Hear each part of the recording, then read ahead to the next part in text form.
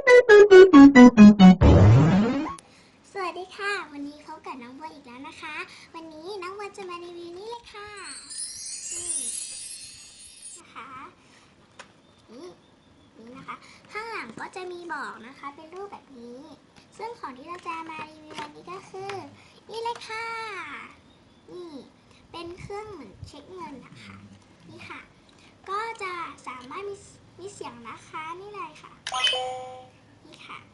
ก็สามารถกดตรงนี้ได้แล้วก็มีปุ่มตรงนี้นะคะพอกดเนี่ยถ้ากดแรงๆกดลงไปแรงๆนะคะจะมีเสียงแบบเมื่อกี้แล้วก็เปิดตรงนี้นะคะข้างในก็จะมีเงินค่ะเหรียญ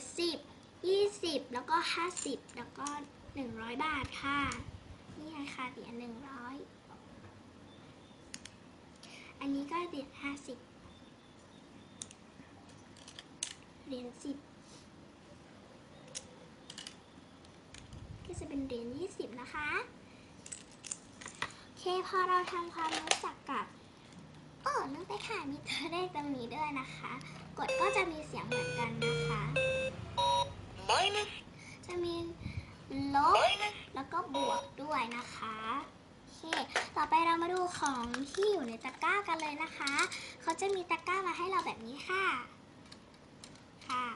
นี่ตะกร้าเนี่ยจะเป็นสีส้มนะคะแล้วก็ที่จับเนี่ยสีเขียวนะคะของที่อยู่ในตะกร้าก็จะมีนมค่ะเป็นนมกล่องนะคะแล้วก็โดรายากิค่ะ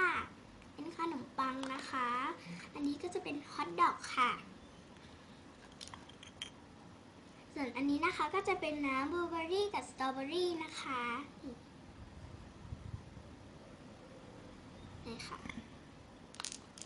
ก็จะเป็นมาม่านะคะอันนี้เนี่ยจะเป็นแบบถ้วยแล้วก็ยาวหน่อยนะคะอันนี้จะเป็นถ้วยเล็กๆนะคะ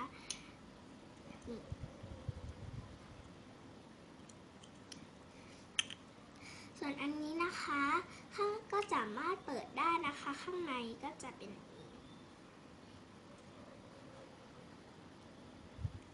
โอเคค่ะต่อไปก็จะเป็นเขามีจานมาให้1 ใบนะคะรูปหัวใจสีเงินแล้วก็จะมีมัสตาร์ดนะคะแล้วก็จะมีเป็นเขาเรียกว่าไม่แน่ใจจานละมั้งโอเคค่ะคราวนี้เนี่ยเราก็สามารถเรียกคนอื่นมาเล่นด้วยได้นะคะเราสามารถให้พ่อแม่เนี่ยมาเล่นกับเราได้โดยการที่เอาของพวกนี้เนี่ยมาเลี้ยงข้างนอกแล้วก็ให้พ่อแม่เนี่ยนำของพวกนี้นะคะใส่ตะกร้านี่เลยค่ะตะกร้า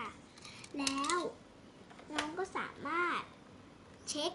ของที่คุณพ่อคุณแม่จะซื้อได้เลยค่ะวันนี้พ่อเราก็เช็คกันได้หมดทุกอย่างแล้วค่ะวันนี้น้องบัวก็ต้องขอลาไปก่อนอย่าลืมกดไลค์กดแชร์ก็กด subscribe ให้ด้วยนะคะถ้าใครชอบอย่าลืมติดตามน้องบัวด้วยนะคะบ๊ายบายสวัสดีค่